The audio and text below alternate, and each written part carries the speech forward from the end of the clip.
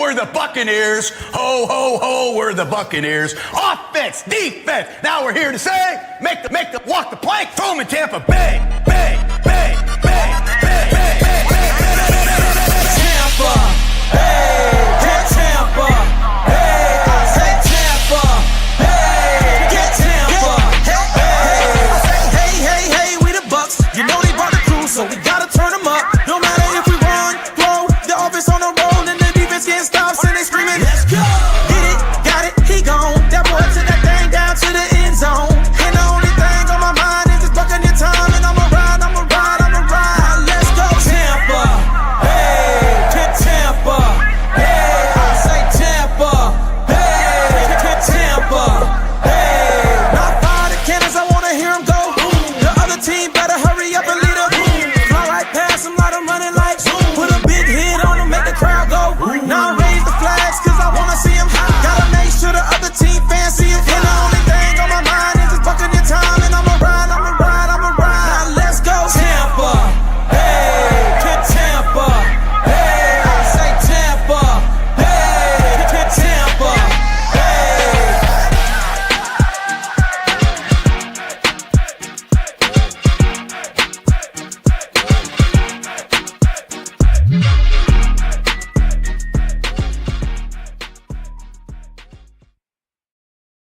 What's going on, Buccaneer fans? Hope everybody's doing well out there. I am back. I took a little bit of a break out there, a little mental reset, if you will. A lot going on.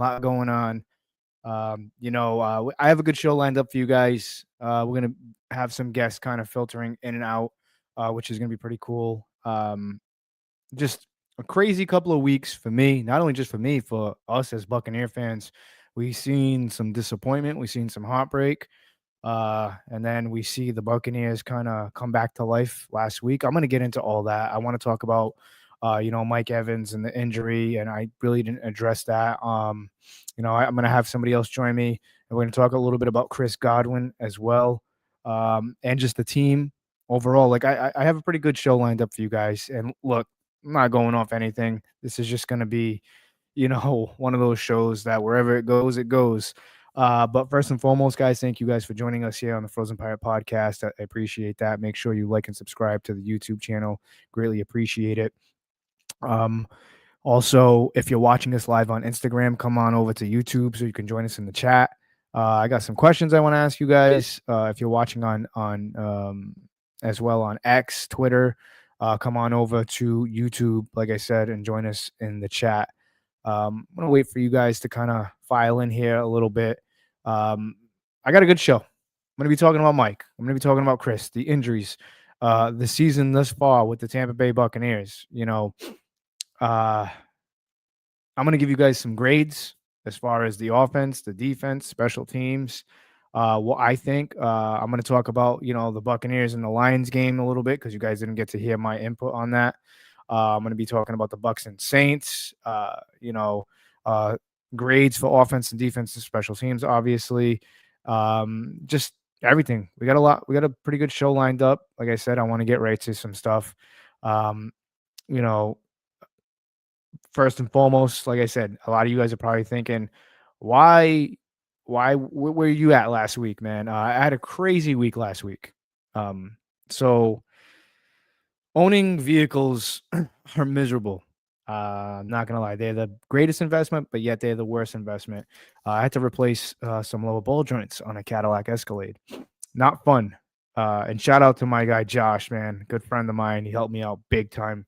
So I went to go get an alignment because the vehicle was kind of driving a little wobbly, if you will. The tires were scalping, et cetera, et cetera. Just wasn't driving well. And on the highway, like I said, it was just wobbly. Went to go get an alignment, and then I was told, hey, it's your lower ball joints, man. $1,500. I'm like, that's absurd. I'm not doing that. And then decided to buy the parts myself. And I tend to work on my own vehicle. I'd rather do that because, like I said, mechanics, man, this day and age right now, dude, mechanics are kind of like a ripoff, if you will. It's just, it's insane. So I went to get the lower ball joints. And I said, you know what? While I'm at it, I'm going to get in and out of tie rod ends. So Josh and myself start doing it. We take the wheel off. We're looking at everything. You know, you're going to need upper control arms and upper ball joints. The upper control arms are funny on that thing. They weld the ball joint inside the upper control arm. I guess that's a GM thing. I guess it's convenient.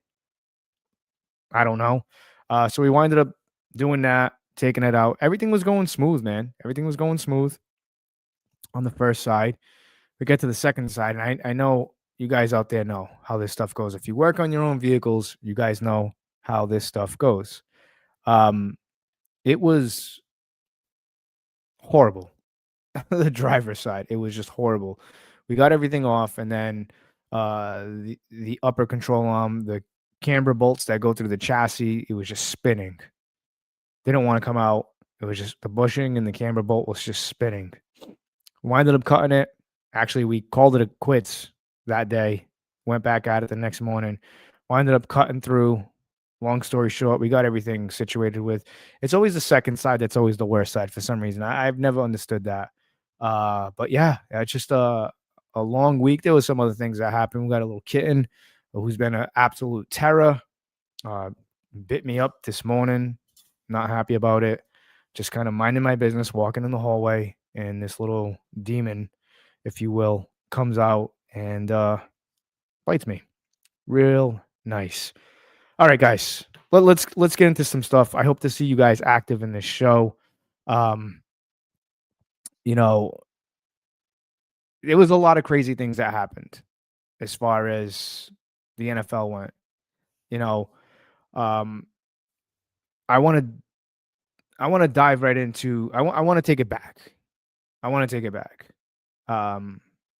Because something just doesn't sit right with me as far as, you know, that Buccaneers and Lions game. And I'm gonna bring it back to that because, like I said, I took a little bit of a break. Like I said, I had a lot going on. We had to prepare for a Halloween party, just a bunch of stuff, man. I had to do some yard work.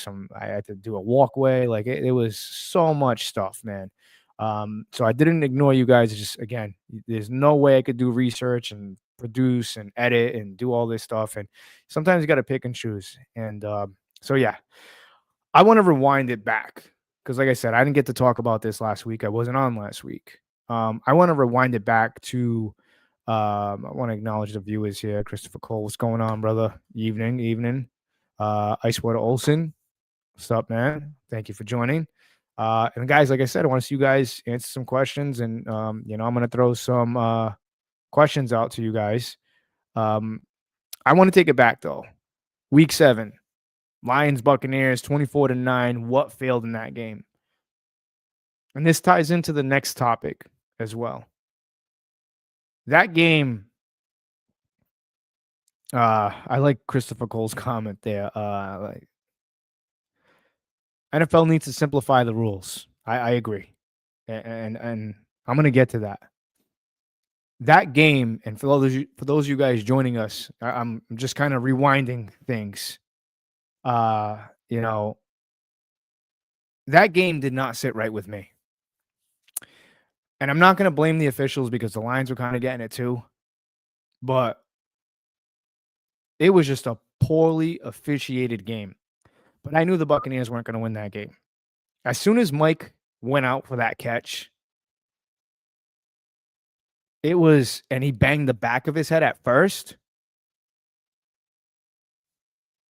I knew something was wrong.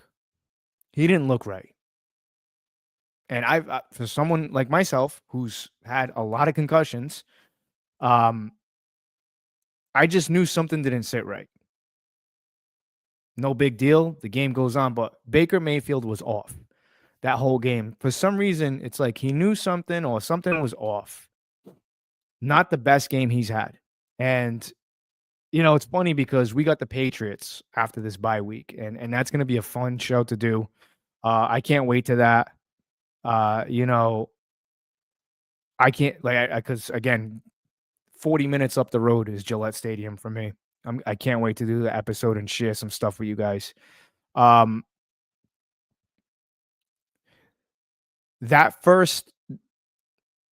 that game, again, it was just weird to me. It just didn't sit right to me. I didn't watch the whole game.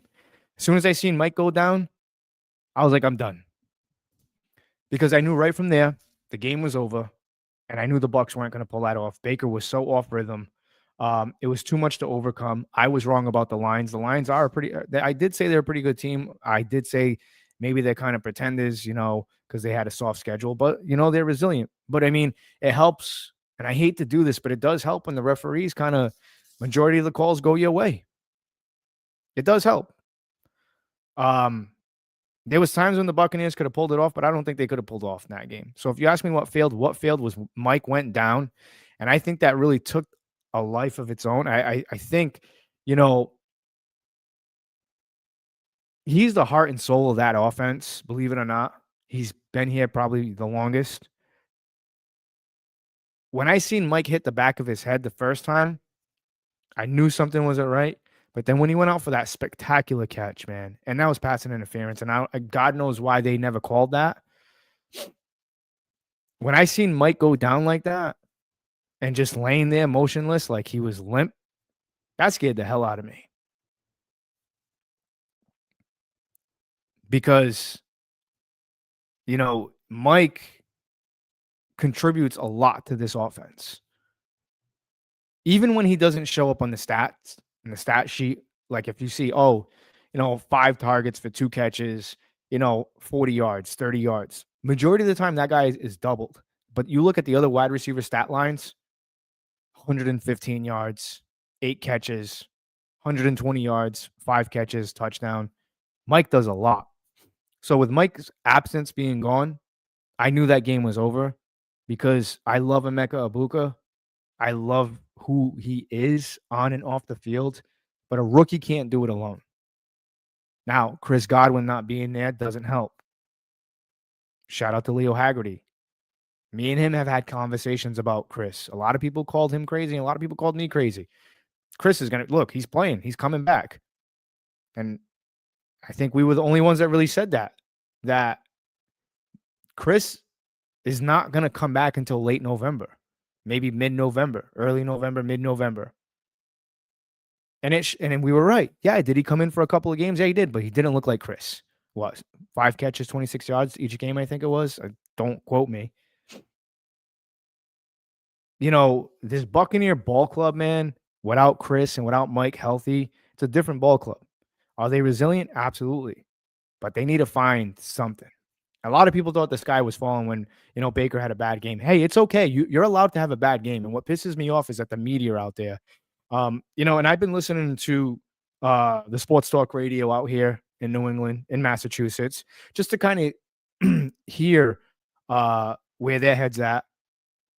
And everybody said, oh, Baker's not MVP. Baker's not this. Baker's not that. It's okay to have a bad game. Excuse me. It's okay to have a bad game. It is.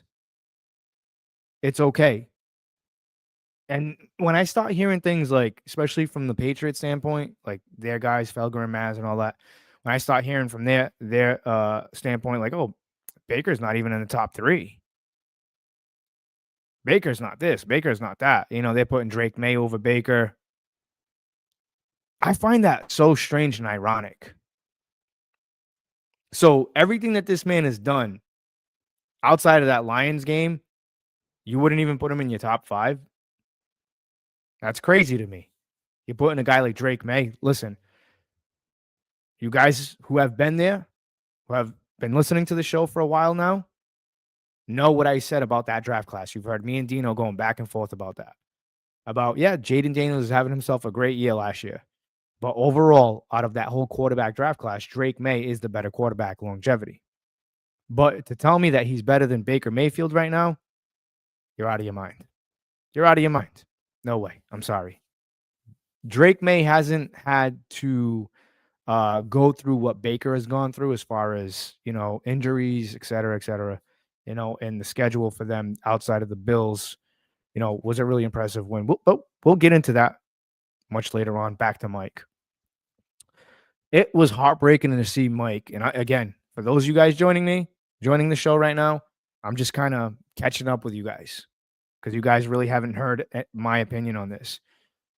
To watch Mike smash his head again and break his collarbone, you know how serious that is when you break your collarbone or clavicle and you're just lying there motionless? You are out cold, and that's scary.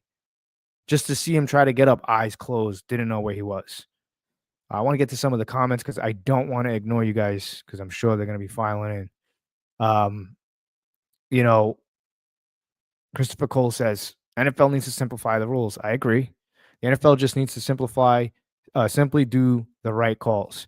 So, Zachary Jarvis, I will say this to your comment. And I have this idea. You guys let me know what you think in the comments. I think like players get fined. I think officials need to start getting fined as well from blown calls. Because that whole thing at the end of the game, I mean, when Cade reached out for it was supposedly a first down. I mean, I don't know. It looked like it, but he fumbled and then they recovered. Then it was the whole double review. I've never seen that in my life.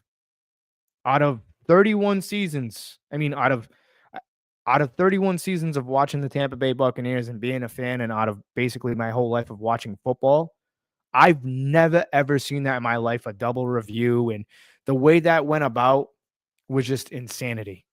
Something's up. I'm just saying something's up. I've never seen that in my life. Again, for those of you guys, I see you guys joining in now. I've never seen that in my life. A double review. Yolo K says everything, especially the referees. Zachary Jarvis says we have instant replay for them for what? It's gotten worse since the NFL brought that for the refs. LOL. He's got a point. Christopher Wall, shout out to him. Yo, glad to see you back, brother. Thank you. I appreciate it. A little mental reset. A lot of stuff going on. The way Evans rolled his eyes was freaky. It was worrying. Just said that, yeah. And that's why I said that game was over, in my opinion. Another one, Baker got injured. And Christopher Cole says, and that bad call on interception, that was awarded to the defense instead of the receiver. Never seen that. And the extended review on that fourth down play, bad officiating. It was a lot of bad. But for me, it's heartbreaking because we're not going to see Mike, get that record from Jerry Rice, 11 straight seasons of 1,000 yards. He is an elite company. He is a Hall of Famer, in my opinion. And you know what? If he decided to call it quits at the end of this year, I wouldn't even be mad. He deserves to be in the Hall of Fame. His family's more important. His health is more important. And I wouldn't be surprised if we see Mike to finish out this year or maybe one more year. I really wouldn't be surprised. I wouldn't. But that game against the Detroit Lions, man, I don't even want to look at this. I'm not going to go down and, look at the stat line with you guys because you guys know. You guys watched the game. I mean, I didn't watch the whole thing because I was disgusted. And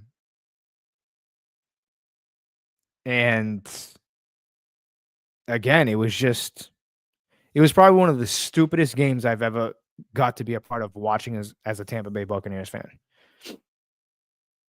Just really bad. It was really bad. Not only just for as Buck fans, but just for the league. What kind of a message does that send? The refs. I don't cuss anymore on this show, man. But if I could cuss, now would be a good time. So and Mike does a lot for this offense. You saw what happened this past week that just happened against the Saints. They started off very slow. The defense won that game. How Evans' absence changes this offense. Like I just said, you just saw that game against the New Orleans Saints. Yeah, they started to get going towards the end, man. But this team has really yet to play a complete game. So, Zachary Jarvis, shout out to him, man. Thank you for joining us here on the show, man. I appreciate you. Make sure you like and subscribe to the podcast, man. We do free jersey giveaways. You can ask Mr. Christopher Wallace there. We're going to be doing the Sports Collectors Expo down in Tampa. He's going to meet up with me, and we're going to go to the team store, and I'm going to pick up his jersey because for some reason I ordered his jersey, and they declined it because they thought it was fraud. Then I tried it again and told the bank that it wasn't fraud, and I don't know. So we're going to go down there. We're going to pick out a jersey for him at the team store. Do you think the Bucs should make any trades before the trade deadline? Stay tuned because I'm going to get into that right after I talk about the Bucs and Saints game. I want to talk about that a little bit. You know, after seeing the Buccaneers play the Saints, that was probably one of the most frustrating games I've seen in a long time by the offense. I was so bored with that game. I almost fell asleep. I really did. I'm trying to eat a lot better. I'm trying to get back into better shape and stuff like that. And if I would have ordered a pizza that day, I probably would have slept. I'm not gonna lie. Jay was over. You guys remember Jay from the early Frozen Pirate podcast days. We're gonna have him back on. But to me, that game was horrible. To me, it was just horrible on the offensive side of the football. That's the second week in a row that we've seen with Baker Mayfield just kind of being a little inconsistent. And for what we've seen in the beginning of the season to now, thank God we got a bye week. Because the team that's going to come in to face these guys, they're not bad, man. The Patriots, I've been talking about them. They're pretty damn good. If you guys don't believe me, go check out some of the stuff that Drake May is doing. They're not a bad team. They're not a bad team. Drake May, I said it, longevity. He's probably going to be the better quarterback out of Caleb and Bo Nix and Jaden Daniels. So Zachary says, I've been following you, bro, since you started the channel. That means a lot, man. I appreciate that. It's going on 3 years now. I just don't comment much. I'm usually working. Hey, man, that's why you got to, if you subscribe to us on the YouTube channel, you can take us to go, man. That's how I do it. Like I watch the Loose Cannons. I watch Jay Retcher. When I can't watch him on the commute to work, I have about an hour commute to work. And I just put them on and catch up, man. Like I said, but I greatly appreciate you, man. Appreciate you watching. Appreciate you being a fan of the show. I have T-shirts that are going to be getting made pretty soon, so I'm pretty happy about that. Yolo K says, should we start getting excuse me. Should we start? It's been a little while. I'm rusty. Should we start getting worried I think he's trying to say, should we get worried on Baker's play? That's a good question. I don't know. I don't think so, in my opinion, just because you got to get guys back. A big reason why Baker Mayfield is playing the way he's playing is, think about it, guys. You're playing with 5th, 6th, and 7th in a first-round draft pick. You have Emeka Egbuka, Sterling Shepard, Tez Johnson. I know it's been so crazy with Tez and the hype, but you got to see. I want to see more plays, and you also don't have Bucky Irvin. Your right guard is out for the season. The offensive line is kind of shuffling. You don't have Godwin, and still, should we be worried about Baker? I'm worried that the offensive line can't protect for him because the last couple of games, man, weren't pretty. Just gonna pull something up over here, man. They just weren't pretty, man. Just not pretty. Let's see here. I want to take a look at something with the box score of the New Orleans Saints because, like I said, I mean they beat them by 20 points. I get that, but I'm looking at some stuff here, and it's concerning. They're not really running the football efficiently, in my opinion. They need Bucky back. They need one of these home run hitters back. I don't think Godwin's coming back for a little bit, guys. That's just me. They need Bucky Irvin back, and I think in order for them to really get going and going on a good streak is for the defense to continue playing the way the defense is playing. Because, like I said, if you guys been following the show, I'm not going to tell you what you want to hear. I'm going to tell you what you need to hear about this team because I don't sugarcoat this stuff. I'm not one that's going to be like, hey, just to get clicks and views. I could care less, man. I'm just here. I'm doing this. It's my hobby. I enjoy talking about the Tampa Bay Buccaneers. I'm just giving you my perspective from what I see on the field. I said in the beginning of the season, yes, I'm still in the garage. We're still building there for the podcast. It's getting colder out, so I got this season. I feel like the defense now is going to carry the offense from last year, and it's happening. You can just tell. You know, the team starts off very slow on offense, and then the defense does something, and then the offense starts to kind of pick up after that. I just want to start seeing the offense play a little bit better. And in order for them to play better, they got to get Bucky Irvin back.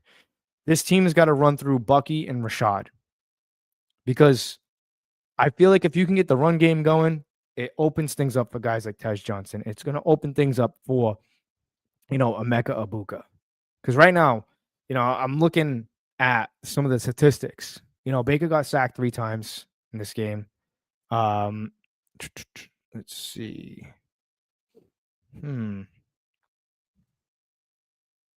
He got sacked 3 times. 15 of 24, 152 yards. That's not good, man. Not good. No passing touchdowns for Baker. We were 29 for 88 in rushing yards. Just not good. 14 first downs to the 17 first downs for the New Orleans Saints, and they look like dog poop. Yes, I said it, dog poop. I'm trying not to cuss, man. My pastor watches, man. Shout out to him. But just wasn't a good game. I don't care. I like to hear what you guys have to say in the comments. Let's get to the comments, man. I want to see what you guys are saying about this. Again, in order for this Buccaneer team to really get going, it's got to run through Rashad and Bucky now, and hopefully those guys get going. Emeka Ibuka gets going. And now I'm going to get to what's his comment about, should we be active at the trade deadline? And I'm going to go ahead and say, if you can go out there and go get a tight end, you need one. Cade Otton, I love Cade, but him by himself can't do it. I've seen nothing from Payne Durham. I've seen nothing from Devin Culp. It's concerning. I feel like if Baker Mayfield had a really good, reliable tight end, I like Cade, I really do, but let's face facts. I haven't seen enough of Cade. Yolo K says, you're right. Zach says, Graham Barton needs to be moved to guard. I'd let him play a couple more games. I would see how he does against the Patriots. Ben Cornett, what's going on, Ben? Fan of the show that you do. Only player I'm worried about long-term is Chris Godwin. I felt he came back too soon, and although it was his ankle got hurt from last year, but the fibula injury is just as bad. Absolutely. That's why, Leo said, I said, he ain't going to be football ready until November. Christopher Wallace says, I wouldn't worry about Baker for now. He does have an oblique injury on his throwing side. I'm more concerned about the pressures and sack he has been taking, a lack of consistency in the run game. Lack of consistency in the run game, absolutely. And that's what it comes down to, guys. So if I'm the Tampa Bay Buccaneers, I'm going to bring in Ralph here from Damn U2 Sports Talk. We're going to be talking about the state of the South in just a moment. Let's bring him in here. My guy, what's going on? What's happening, man? What's up? What's going on? Man, busy. Finally back on to, do a podcast here. It's been a while. Had a lot going on, man. I had to rebuild that whole suspension for the Escalade. Then we had a Halloween party. I had to build, redo my walkway with pavers and stone, man. My back's still hurting from that. Yeah, you had a heavy week. Yeah, and then we winded up getting a kitten who's been just, man. Been a hell of a week. Yeah, and then my phone actually just winded up breaking. All right, so I've been talking to all you guys through my MacBook and my Apple Watch. So I was driving into work, man. I just got the backside of the phone fixed. It's an i15 Pro. Just got the backside of it fixed. And a week later, I was getting undressed from work, taking off like my waders and stuff, and I left my phone on the back bumper of the Escalade. Yeah. And so I left it there. I drove off. Mind you, this is a week later. I drive off. I'm listening to music. All of a sudden, music shuts off, and I hear Bluetooth disconnected. And I'm like, Bluetooth disconnected. I have a full Trying to figure battery, out what's going on. Yeah, and I'm like, oh no. And then all of a sudden I'm like, oh man, I do a loop around and I'm on an interstate here. So Yeah, I run in the road, grab my phone, and it's going crazy because it's like an emergency call. And I'm like, yeah, hello. They're like, yeah, have you been in an accident? We detected an impact. I'm like, no, I'm fine. I left my phone on my back bumper. They're like, oh, okay. So I yeah, shattered the whole front screen and it only lasted about a month. I should have went and got it fixed. Because it kept on like glitching out. I'm like, it'll be fine. Long story short, it's not fine. And then today, I got out of my truck from work. I wow, went to go, my phone was going off, and then I went to go answer it, and it was just a complete black screen. So people were calling me today, couldn't do nothing, couldn't shut off alarms. I got so angry, I smashed the back of the phone. I was like, just effing work on the steering yeah, wheel. I cracked the back glass too. damn, Yeah. So hell of tomorrow a on week. my yeah, hell of a week. Tomorrow I go on my lunch break to Apple, drop it off, have them fix it. Thank God for Apple Care, I guess, man, because that would have been a hefty bill. Yeah, it Um, would have. yeah. Hell of a Speaking of bill. hefty, Yeah, let's get into it, man. So I was just talking about the Bucks, man, how they've been struggling a little bit. Uh, you guys are doing all right, second place in the division, but as far yeah, as and I'm glad that person asked this question, like, should the Buccaneers be active at the trade deadline? I'm gonna go ahead and say I think they should explore some options. In my opinion, we talked about this. You sent this to me, the Mark Andrews trade, him and yeah, Baker. Uh, they had a chemistry out there in Oklahoma. Uh, I don't think that's gonna happen just because the Bucks really don't make trades. They don't give up draft capital for some reason. And at that point, you're kind of renting the player. And I yeah, don't know if they would do that just because Lamar's coming back this week, I believe, right? So they still have a chance to make a push. I don't really believe that there's really anybody really threatening in that division. I mean, the Browns are the Browns, and then you have the Bengals. You know what I'm saying? And then, you have the yeah. Steelers, and Aaron Rodgers is kind of up and down. The Speaking Ravens of the still got a Browns, shot. Go ahead. speaking of the Browns, would you trade for David and Njoku? Absolutely. Absolutely. That's They something got I some- would if I'm the Bucks, I would explore that trade. I mean, David Njoku is not going anywhere fast with Cleveland. He hasn't really gotten able. I think he's one of the most underrated tight ends in the NFL. He's just in a really bad situation. Because wasn't Baker there in Cleveland with him? I believe so. I Yeah, think so. Um, I would love to see the Buccaneers explore that trade option. That's realistic because if it works out, you know, Kate Otton's looking for a contract pretty soon. It's a contract year for him. I mean, I don't know. I'm not really gonna pay Kate Otten big time money because he really hasn't done big time things in my opinion. yeah, You know what I'm saying? So it, it's just to me, I don't know. It's tough. Like I said, it's tough. The Bucks got a lot of decision making to do. Week 8, like I said, the defense completely dominated the New Orleans Saints, in my opinion. But the Bucks offense was slow to start. Again, you can't rely on Emeka Ibuka, a rookie, all the time. You know what I'm saying? He doesn't really have that type of experience. Like he's pro ready. We know that, yeah. but he doesn't have that. I don't think he really has that experience to really take a team Deep right now and play. put it on his shoulders. You Yeah, get what I'm saying? I think that's yeah, fair to say, you know? yeah, And the lack of depth at running back, you only got Rashad White. Sean Tucker's running pretty good, but I mean, you'd much rather have Bucky Irvin in there. And you're starting to see that in the offensive line with Baker being hurt.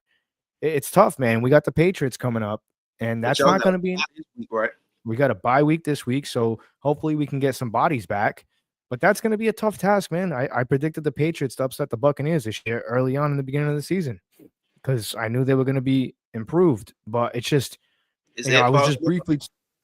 No. If it was at Foxborough, I'd be going. Is I got to see the Bucks play when Brady came back as a Buccaneer to play the Patriots. That was cool. 500 and something bucks a ticket though.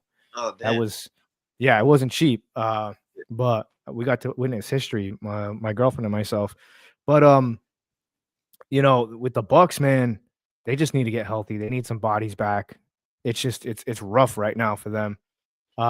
Yeah, they got to win against the Saints, but I was Yeah, just talking about like with the lines and stuff like that. Some of the officiating, the calls are terrible. Um, they're blowing whistles when what's his face stripped the ball out and he starts running for it. That defense scored what 3 touchdowns in that game and they only counted for 1. Yeah. And they did you get a chance to see that when they replayed? I saw most of the game, but I missed that actual. I heard people talking about it, so I didn't actually see that part, but I saw most of the game. It was wild, dude. Like I said, I was watching it, and to me, it was just wild, just because, like, when I seen them blow the whistle, I'm like, what are you guys doing? Like, I didn't hear a whistle, and then the commentators winded up playing the whistle. I mean, playing it back, And they heard no and they're whistle. like, we didn't hear no whistle. Yeah. It's just crazy, man. It's just nuts. I couldn't believe it. But hey, they got the W, and that's the most important part, you know. But still, man, that was. I think Antoine Winfield Jr. had maybe two touchdowns in that game and only counted for 1. It was just crazy, man. It was nuts, in my opinion. How did you guys make out? Man, we got the hell beat out of us by Buffalo. I didn't expect us to win that game anyway, because I was looking back at some of the stats of Buffalo, and they 8-0 coming out of bye week under Sean McDermott. And the week before they went into the bye, they went to Atlanta and lost. And having a bye and then coming off a bye, they 8-0 under Sean McDermott. So I didn't expect us, even though we had a momentum with a 3-game win streak, that was one that I didn't expect to win. Now we got Green Bay this week at Green Bay. So I think that's going to be a competitive game for you guys. Hopefully we get Bryce back. I think that loss, the way we lost to Buffalo, with the way Andy Dalton played, I'm not saying Bryce is the guy, but now you got, Bryce got more leeway now. You know what I'm saying? Right. It's because they now starting to see that his backup ain't what they thought it was. You know what I'm saying? Yeah, I would thought that a veteran backup would be able to kind of not go out there and get beat like that. You know what I'm saying? And Buffalo really, outside of James Cook running for 200 yards, I mean, they really didn't kill us, because Josh Allen didn't even really have a good game throwing the ball. So it was really James Cook that killed us with 200 yards rushing and Andy Dalton's turnovers. Right. That's what really killed us, even though the scores say otherwise. But, you take away, 200 yards of rushing, which that's very doable. You know what I'm saying? Especially us, we ain't giving up the past 3 games. We haven't given up a combined 200 yards rushed in the past 3 games, and we give it up to James Cook in 1 game. So, yeah, I'm looking at your stat line right now. Yeah, I mean, Josh Allen, 12 completions, 19 attempts, 163 yards. He got sacked 2 times. He didn't kill us. It was James Cook in our offense with the turnovers. Yeah, so, I mean, Buffalo was on a 2-game losing streak too. I didn't see them losing 3 games in a row. And I think they're really trying to compete with the Patriots now for first place in that division. They want that one of those. Yeah. I mean, you guys are sitting in second place in the South, which isn't bad. You know what I'm saying? What about Atlanta, dude? What's going on over there? Oh, I think what's going on in Atlanta is Raheem Morris. I don't think he's the guy for them. No. Not at all. You know what I'm saying? And now the crazy part about it is the Falcons are not going to have a first round pick in this upcoming draft, because they traded that away to move up to get James Pierce. And now you got 2 edge rusher rookies, and you below 500 or right at 500. You know what I'm saying? Not where they wanted to be. Yeah, and that's what supposedly everybody was saying this team was missing. They was missing edge rushers. Yeah, they got him, and it's just they got Pickens. They got Kirk Cousins. Kirk Cousins is looking like he should go ahead and hang him up. Yeah, he didn't look good. He did not look good. Only thing I can say about the Falcons is coaching. You got the pieces. You just got to put them in place to make them work. I don't understand how you lose to the Dolphins, one of the worst teams, one of the most dysfunctional teams this season outside of the Jets and, maybe, the Browns. Yep. And you have the Dolphins at home with Bijan, and the Dolphins are one of the worst defenses against the run, and you got one of the better running backs in the league in Bijan Robinson, and you can't get it going on the ground. Even with Kirk Cousins, a veteran, you know what I'm saying? You still should be able to get something going. I don't understand the Falcons. It's like like I said, they the East Coast, they the down south version of the Cowboys. Like Yeah. they have It's so many just expectations and then they don't do nothing. yeah, it's just I kept on hearing all this stuff about the Falcons. Like, oh, they're gonna take you guys out of first place, yada yada yada. I had to make a correction there. They're gonna take you guys out of first place. They're sitting at 3-4 right now. They got blown out by the Dolphins. And like you just said, I mean, you hit the nail right on the head, man. They're one of the most dysfunctional teams. So what that shows me is, you got the Dolphins, who they have as their head coach. I don't know if he's drinking before the game, or I don't know what his deal is. He's maybe he needs to stop hitting that vape pen. I don't know what he's smoking, but some of the stuff he says, man, is outrageous. And to lose to a team like that, what that shows me is it's not a player personnel, because the Falcons, look, let's face facts. The Falcons have a very, very talented team. Right. Both sides. And and what it just shows me is what that comes down to is coaching. And I've always said this. Raheem Morris is not the guy, in my opinion. Raheem Morris is not the guy for that team. Maybe Bill Belichick was. I forgot to update these standings here. That's why I keep taking it down. See, man, you go away for a week and you get rusty at stuff. Yeah, I don't. It's just he's not. I don't. Depending on how this season ends for the Falcons, I don't see him coming back. I see them because they got too much talent. They got all the pieces that they need to be a playoff team, and if they don't finish this season strong, I don't see Raheem Morris returning as the head coach in Atlanta. Like I said, I don't even know what they can trade for. They let Ray McLeod go. They got Darnell Mooney, they got Drake London, they got Kyle Pitts that's finally playing a little bit of ball this year in a contract year. You got one of the better running backs in Bijan Robinson. You got Michael Penix. You got a serviceable, or we thought Kirk Cousins was a serviceable backup. Right. And you got 2 edge rushers in the first round. So I kept on saying about Kirk Cousins, man, that dude should be in prison. He has robbed so many teams in this NFL, dude. He's made more money than Tom Brady, and he hasn't won a Super Bowl. Hey, fair play to you. You can count on one hand how many playoff games he won. So I don't know. It's just the Atlanta curse, man. It's just the Atlanta curse. Like, I don't even know what do they trade. What do they trade for? Like, it's nothing you can trade for. You just need better coaching to coach what you got. You don't really have a hope. Yeah, that's what I'm saying. You got a tight end too, like Kyle Pitts, who I feel like, I don't think he's a bad player. I just think he's on the wrong team. A guy like that, you put a kid like that with like a Drake May for the Patriots, or you take a Kyle Pitts and you implement him on a Buccaneer team, or even, you give him Bryce Young, and watch what Dave Canales can do with him. Watch what Coach Grizzard can do with him.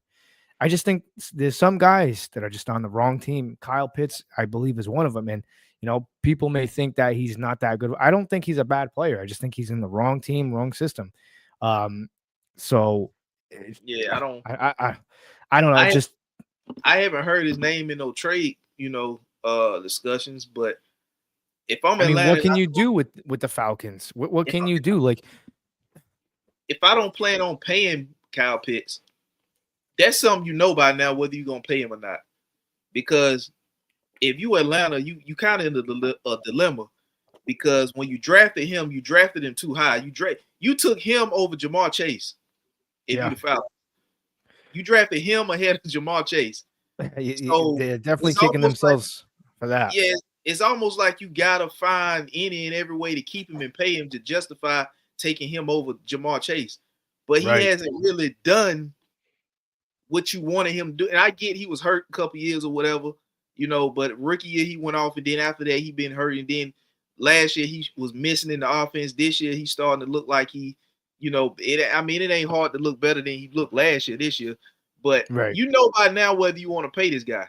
Right. And if you don't want to pay him, then why not trade him and get some? I don't care if it's a 5th or 6th round pick. Get something back.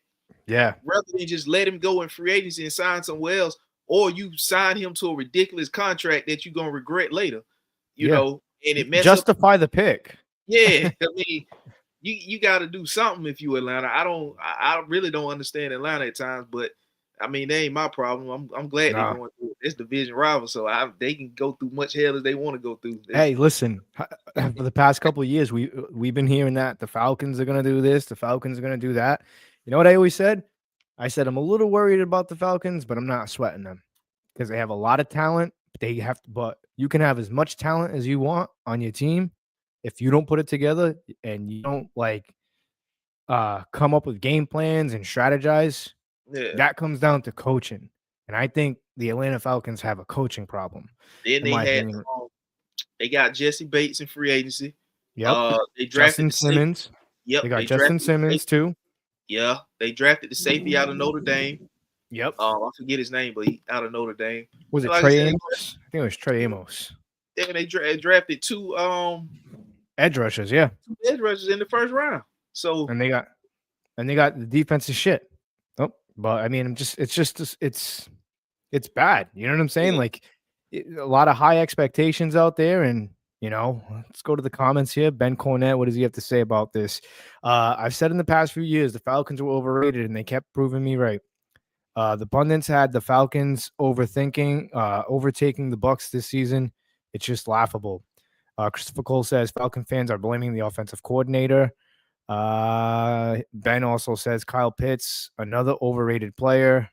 And then Christopher Cole says Pitt needs to switch to wide receiver. I don't know if he's going to. I had suggested that at one point. Switched over to wide receiver? Yeah, because you got not necessarily switch to wide receiver, but use him sometime as kind of like the Saints used to do Jimmy Graham. Right. Like line him up at receiver when you got a mismatch, Yeah. Or use him as a wide receiver to be a decoy to open up somebody else. You know what I'm saying? The same way the Saints used to use Jimmy Graham, don't just strictly use him as a tight end, and you're not really feeding the tight end like that, And you got Drake London. You know what I'm saying? And again, another receiver that's unfortunately, I think he's going to fall victim to that system because, like I said, that kid should be lighting it up somewhere. And it's just, I think what it comes down to is just Atlanta is just, they're not ready for the big time yet. I mean, it's still, I wouldn't say it's still early in the season, but you got to do something, Yeah, we halfway through it. Yeah, you got to do something. You got to do something.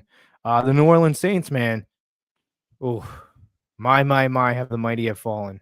I love to see it. They having a yard. So everybody need to be on the trade block. Everybody. Olave, man. Yeah. He's bad spot for him, man. Bad spot for him.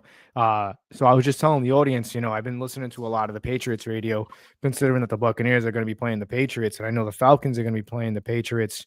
And that's going to be an interesting game. That's the game that I'm going to be watching because I'm curious to see how that game is going to pan out, because I think that's going to show a lot to Buck fans on what's coming up. Because we have the Falcons one more time and we have the Patriots coming up. But I'm going to be paying attention to that game. I think that's going to be a pretty good game to watch, especially if we're in the NFC South. But Olave, man, that's the guy that the Patriots should be taking a look at because I've been listening to a lot of the sports talk radio out here. From what I'm being told, the Patriots are going to be buyers at the trade deadline. I know they made a couple of trades early on. I think last night. If I'm the Patriots, I'm calling the Eagles. I'm calling the Saints. I'm trying to get one of those wide receivers, man. They need it because eventually Drake May, you can only rely on Stephon Diggs so long. You know what I'm saying? And I don't. I mean, they're playing pretty damn good. They actually had the nerve. I wanted to get your opinion on this. They actually had the nerve to put Drake May over Baker Mayfield. Do you agree with that? Nah, I think Baker, like I said,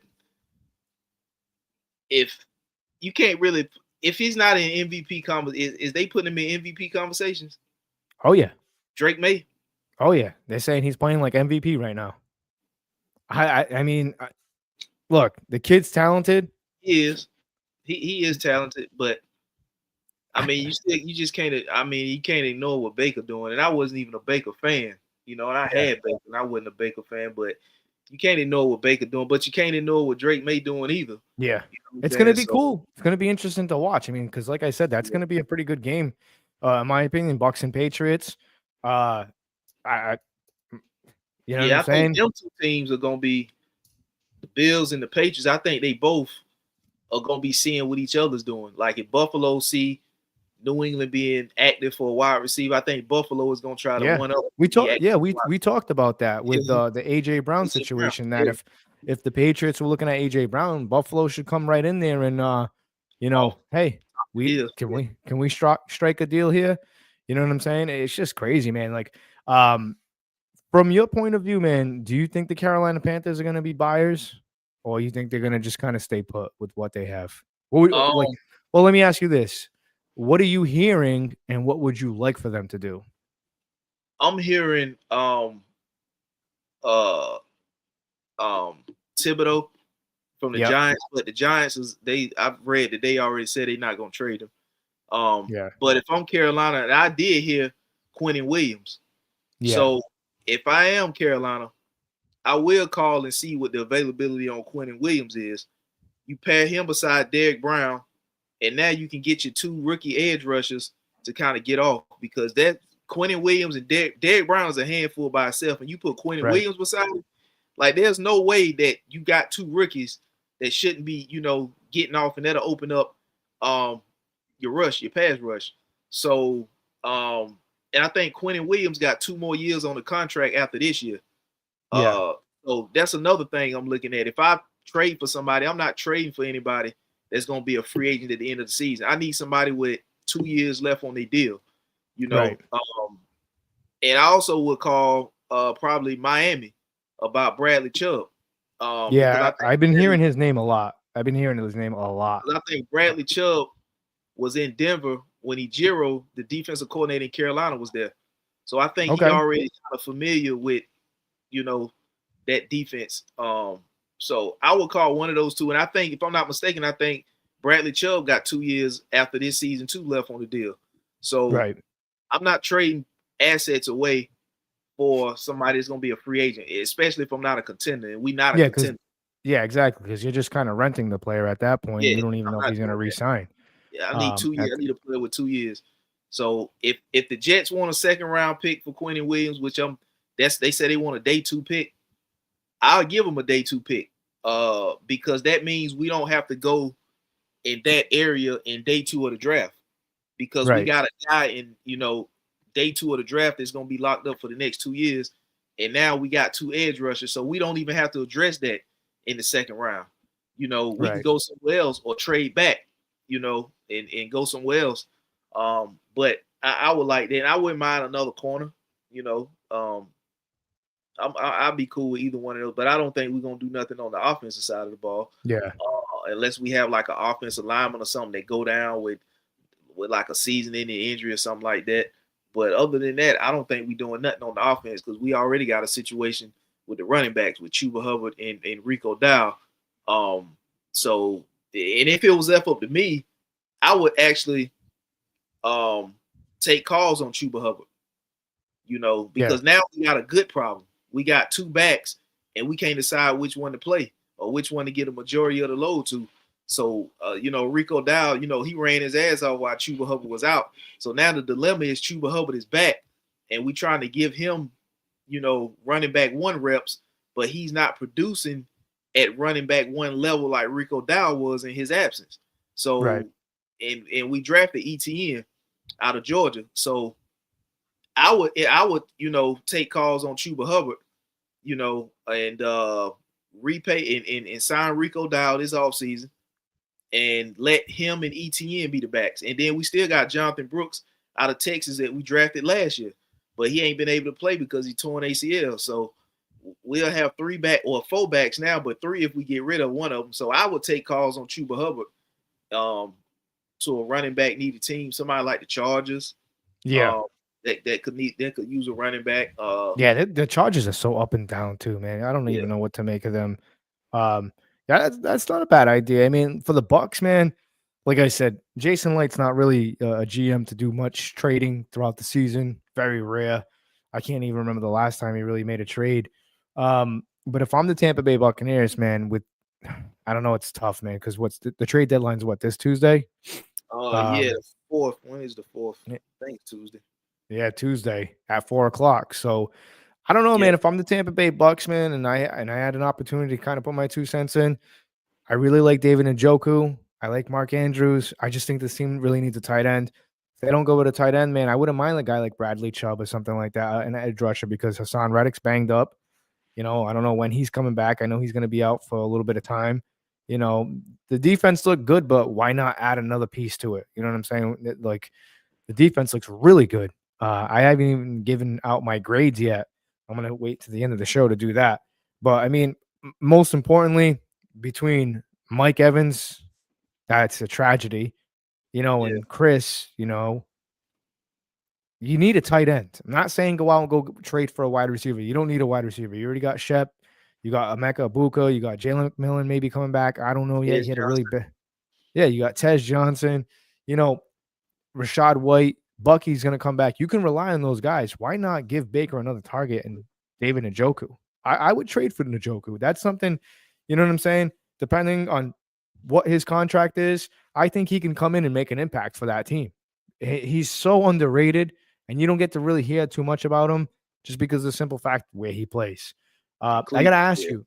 Yeah, I got to ask you. What was your take when you seen Mike Evans go down against the Lions? Oh, man. When he went down, because he had a collarbone and he suffered a concussion, right? Yeah. So he's done for the season. They're saying 8 weeks. They said there's a chance that they're saying that he might come back from the playoffs, but I don't know. I wouldn't bring him back for the playoffs. I wouldn't, unless y'all playing like the NFC Championship game and you going to the Super Bowl.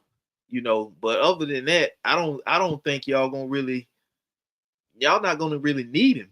You know what I'm saying? Because y'all got a pretty good cushion right now in the NFC, and it's a 99.9% chance you're gonna win the division. You know what I'm saying? So you're gonna get in the playoffs based off just winning the division and host the home playoff game. So I don't think y'all should rush him back. You know what I'm saying? That's what I'm saying, man. Just again, I think they should have let him sit out another week against the Lions. I don't think him playing in that game was a good idea.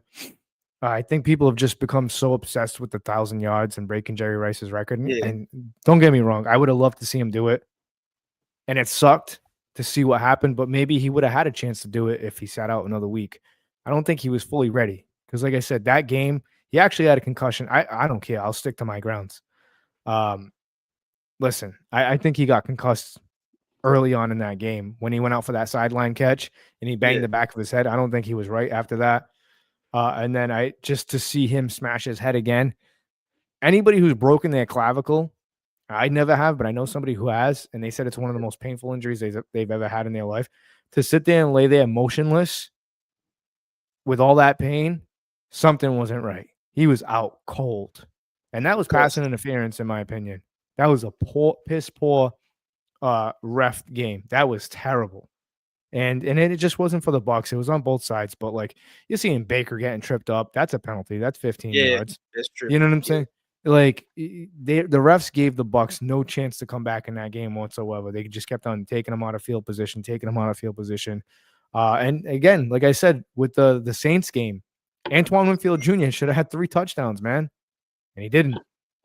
It's just, to me, it's just wild, man. And it's this officiating stuff is kind of getting out of control. It's so bad right now. And it's horrible. Yeah, I told Jay, because he was over. I'm like, honestly, man, if you weren't here and, if I would have ordered a pizza, I probably would have ate like half of that pizza. I probably would have fell asleep because that game with the Saints, it was such a boring game. And then the penalties and all that stuff, it was just like, I'm up to here with some of these calls because they're ruining the game. They are. It's outcomes of this game that are being ruined, dude. In my opinion, it's terrible, and I'm getting sick of it. Every time you tune in, back in the 90s, man, the late 90s, you could watch a football game.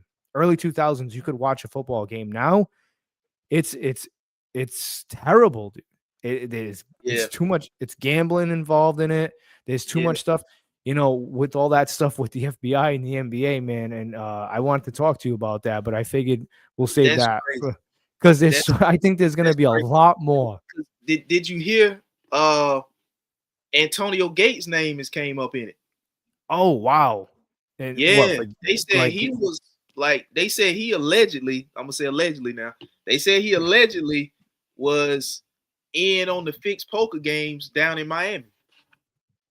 wow. Yeah, like he was hosting and he was in on it, like down in Miami. So, they already got cases in California, Vegas, New York. So it's like it's nationwide. It ain't just in one state. So this is just Oh stuff going wow. on nationwide. And I the latest mean, name that came up is Antonio Gates. wow. I'm telling you, the NFL, they're gonna crack down on the NFL. I'm telling Yeah, you right now, man, it's gonna be man, wild. that- that's crazy, man. Because like I'm they gonna they de- they got I'm the gonna they got the dedicate a show to it. I'm gonna they, they dedicate a whole show to it. they killed the Giants with bad calls. That was a Oh fumble yeah. on the push. They didn't call it. Then they had that offensive pass interference with But that's what Quinyon I'm saying.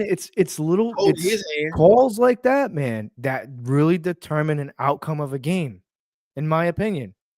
because he You think, scored on that. He yeah, scored on that play when they called it offensive pass interference. He scored on that play, and they took it away for offensive pass interference. That should have been a no call because they yeah, both was kind of. It wasn't nothing major. They both was doing minor stuff, but Quinyon actually grabbed his hand and he had to yeah, snatch his hand away and come yeah, yeah, over yeah, the yeah, guy yeah. I seen that. and make the Again, catch. And he scored on that. yeah, again, it's things like that really determine a game, not just a game, but it's momentum for that team to win the game. Like going back to the Buccaneers when what's his face was draped over Mike when Mike got hurt. If the referees would have threw the flag on that, that's 15 yards or the spot of the foul, correct? That Yeah. changes. You know what I'm saying? That changes a lot. That puts It the was a Bucks good in. chance the Eagles would have lost that game had it Yeah, been officiated down the middle. that But that's why honestly, I like doing the weekly picks. I really do, but I hate doing them just because the simple fact that I know who should win, and you can't really. You got to think. You've been on when we do those weekly picks. You're like, what kind of outcome is going to happen in this game? Now you really got to go into analytics and look at the referee group that's refereeing the game, how Yep. many penalties it's just Yep. crazy, and it really shouldn't be like that, man. Like I said, I remember as a kid watching football, and you could watch. I don't know, maybe because I was younger, maybe I was a little bit naive, maybe we didn't really see things like that. But I just think it's so obvious now. It's so obvious, and it's just like Can't hide it. you can't hide it. The NFL is like starting to become it's it's I hate to sound like a conspiracy theorist, but it's like it's true. It's like it's almost scripted, man. Yeah. It's bad. It's just not fun sometimes to watch it. Like where's and it's going back to the whole FBI raid with the NBA. Man, it really makes a lot of sense. A lot of Yeah. things are really a You lot of know, things are really starting to fall into motion there, and you're starting to be like, "Oh yeah, okay, yeah, I remember him. Yeah, okay."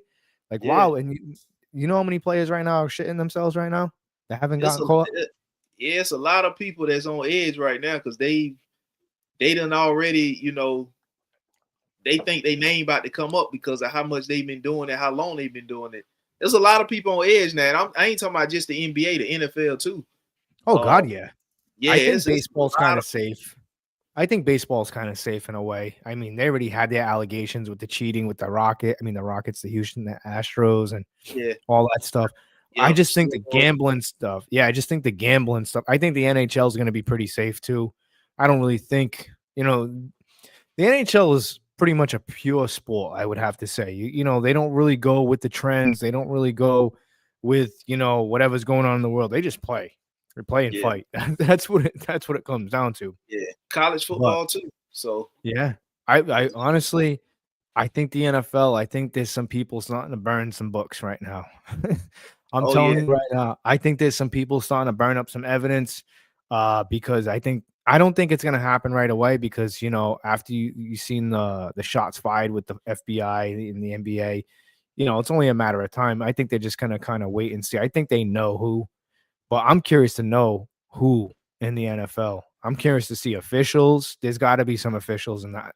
Oh yeah, There's got to it be. definitely is because uh, like those like when people run in a circle, they like I'm quite sure NBA refs know NFL refs. They don't not know each other. You know what I'm saying? Like they know each other. They just Right. don't rep the same sport, but I'm pretty sure they run in the same circle. So it's stuff going on that like you said, a lot of people burning the books about now. It's a lot of people that are retired referees that know a lot of stuff that ref for a Yep. lot of years that are now gonna be questioned about a lot of stuff that's pertaining to the refs they know now, and the league crew and all this. A lot of it's about to get ugly. Like, Oh yeah. Suddenly, a lot of these referees are gonna have a CTE watch memory loss. Oh, I don't remember that. yeah, I suffer from yeah, CTE. I yeah, wouldn't be surprised, man. It's just again like the whole NFL now. I mean, the NFL is so obvious, in my opinion, with a lot of these calls. The NFL is very obvious. You could see it with the Chiefs runs. You know what I'm saying? yeah, But now I feel like this year, Ralph, it's been bad. It's been so bad. Like some of these calls are just like they ruin the damn game. It's true. They ruin the game. Shaq yeah, called it out. Remember those comments with Shaq? The yeah, referees know what they're doing. You know what yeah. I'm saying? Like People pay it's their money. crazy. Yeah, he called Yeah, it out. he Rasheed did. Wallace. I don't know if you're familiar with Rasheed Wallace, Oh but yeah. he Detroit had did Pistons, an man. interview. I forgot what podcast he was on, but he was telling the guys he was on the podcast with, and I just seen this a few days ago, that it got to the point where he didn't have to cuss the refs out because he used to always get technicals. Yeah, You know what yeah, I'm saying? yeah. Just talk back to the ref and get teased. He said it got to the point where he didn't have to talk back to the refs Just looked the at way him. he used to. He didn't have to cuss them out no more. He just basically said that I see how you calling the game now. I know about them emails y'all be getting. Yeah. I So saw I yeah, I and saw so that. he said that the one ref kind of looked at him with his eyes big, like he was surprised that he knew that information. You know what I'm saying? So Rasheed Wallace used to hit him with, yeah, man, I already know how you gonna ref the game because I know you got them emails. So the way you ref in the game ain't even surprising me no more because you got the email on how to do it. You already done talked to so and so. You already got. That's how he used to talk to the refs instead of being disrespectful, cussing them out. He already knew the game was rigged up Rigged. Yeah. off the calls that they was calling on him. So it's Now like, you know what my take is with LeBron. I'll say it to this day. Michael Jordan's the GOAT of my era. There's no right. comparison with him and Jordan. With him and LeBron, I think Jordan's better. 6 championships, 6-0, undefeated. I Do you think LeBron actually had some championships stolen from him with some of this stuff going on? I think there was maybe 1 or 2. Oh, Had to be. Had to be. Against I want to say when he was with Miami against the Spurs. Because wasn't there official he got caught or something like that? Gambling. It wasn't Donahue, right? that was before that. Yeah, but there was somebody else, I think. I'm That not guy s- you talking about was before that finals. okay. But I think it was kind of suspect how he was playing his first year. He got to Miami and played in the finals against the Mavs. That's the finals that the Mavs won. Yeah. He played kind of suspect in that series. Yeah. And it was kind of suspect too. The third year he was in Miami and they played the Spurs. And against They won, but it was kind of suspect because if I remember right, I don't think Tim Duncan was in the game at the time that they got that Chris Bosh got that rebound and kicked it back out to Ray Allen for that corner 3. 3, yeah, I remember that. Yeah, he was. I mean, how's Tim Duncan not in the game in that situation? That not only that, you remember when they played the Celtics in the Eastern Conference Finals? Yeah, Garnett was a little off. I yeah. heard his name got brought up too. He was. Yeah, he was at They said he was at one of the poker games, but I don't know how much involvement he had in it. But they said he was there. You know. Well, I don't understand why they're making a big deal with the poker games. I mean, I think that's kind of like well, the poker games was rigged. Really? Yeah. See, I didn't dive too much into this yet. Oh, you didn't see the video of the X-ray glasses that they had in the tables and all that car? Oh my God, man, this stuff was like what? This stuff was next level 007. Like this shit was like unbelievable. This was like shit you see on TV that you don't even think is real because you see it on TV. Like so they had X-ray glasses. They had glasses, and they said it was contacts too. That when you sitting at the table and you know you got your cards in your hand facing you, so you can only see what your hand is. Yeah. The glasses you put on, it will show you on the back of the card what the card was in their hand. What? Yes, they had all that. They had where do you obtain that? Raytheon or something? Where do you obtain those? They had the X-ray like tables. Wow. They had like the machine that shuffled the cards was rigged. The glasses they put on and the contacts they put on, they could see the hand. It was man. It was like it was crazy, bro. And this insane, was like, dude. And these was like high rollers. Like people was losing like hella money on these games. So wow. Like the people's names that are coming up now, I don't know, are they actually connected and got involvement in help and participating in setting up and getting these people for all this money for all these years, or they was just in attendance and they may have been gotten for some money too. Because Ty Lue name came up, the coach of the LA Clippers. His name came up. They don't know whether he was a victim and he was just there playing he was a victim and got his money taken too, or he was actually just hanging out, or he was actually in on it. They don't know yet, but his name came up. So, but they know Chauncey Billups and Damon Jones they know Chauncey Billups is in there with it, and they got Damon Jones and Terry Rozier, but Terry Rozier's situation is not exactly like Chauncey Billups. Terry Rozier was just betting on the under. Like, wow. Yeah, because he looked a little off on some games, man. They look a little like, yeah, man. They were talking about that at the barbershop, how they would see. Now this sucks, man, because I like to watch some videos before I go to bed and stuff like that. I can't do any research on this, man. I have my iPad, but I'm not trying to sit there with a big ass iPad. Yeah, watching YouTube and stuff like that. When you get your phone back, like just look it up. You will see. Matter of fact, when I come across it, I'll send it to you. Like this stuff is like 007. The X-ray glasses are just like, damn, where can I obtain a pair like that? Oh, Jesus Christ. I'm talking about, like, they showed the video I seen, they showed the glasses, and then they showed the person putting them on, and they showed it what it looked like without the glasses on, looking at cards, and then they put the glasses on, and then, like, you can clearly see, like, when the cards is facing, away from you, you can see, like, it tells you on the back of the card what that card is in their hand. That's insane. That's like, man, listen, man. That's like some special ops stuff, man. This stuff is tied in with the mob. Oh God, yeah. So, I mean, have you ever watched The Sopranos? Yeah.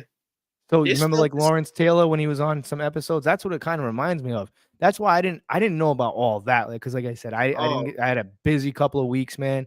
And like I heard about it, and then people were like kind of talking about it. I never heard about like the X-ray. I heard something about X-ray. I was just like, I don't get it, but because I was just kind of in my own world doing my own thing. Now that you're telling me that they had the glasses to see behind the cards and all, like, yeah, I'm telling you, this stuff is crazy, man. It's kind of scary though. You think about it. So if they got some glasses to see cards, like what else do you think is out there as far as technology goes? That's crazy. Man, this stuff is dealing with the mob, so I wasn't surprised. I mean, I was shocked because I ain't seen nothing like this, but I wasn't neither. surprised This is the first I've heard. I wasn't surprised either when you're dealing with the mob and you're dealing with millions of dollars and you're dealing with these high rollers and people spending this kind of money and you got this kind of stuff that's scamming them and getting them. I'm not surprised off of that. You know what I'm saying? Wow. But I wouldn't be. You know what I'm saying? It's gonna spill over to the NFL. I'm telling you, like. the Adam Silver, the commissioner in the NBA, he probably shitting bricks right now Oh God, because yeah. they allegedly did their own investigation into Terry Rozier and didn't find nothing, and they cleared him. And now the feds come behind you doing an investigation and they find everything that you say you didn't find in your investigation. Like, what was the commissioner covering up? So That ain't good. I That know. ain't good. You know what it is? I don't think that they expected the FBI, who was it, Cash Patel. I don't think they expected them to do all this. That's crazy, man. X-ray glasses. That's even worse. That's even worse when you let Yeah. it slide because you think the FBI is not going to get involved. Now that makes you look like you was involved with hiding some stuff with sports betting. You know, to over and unders and stuff like that. Wow. So That's crazy. I mean, crazy.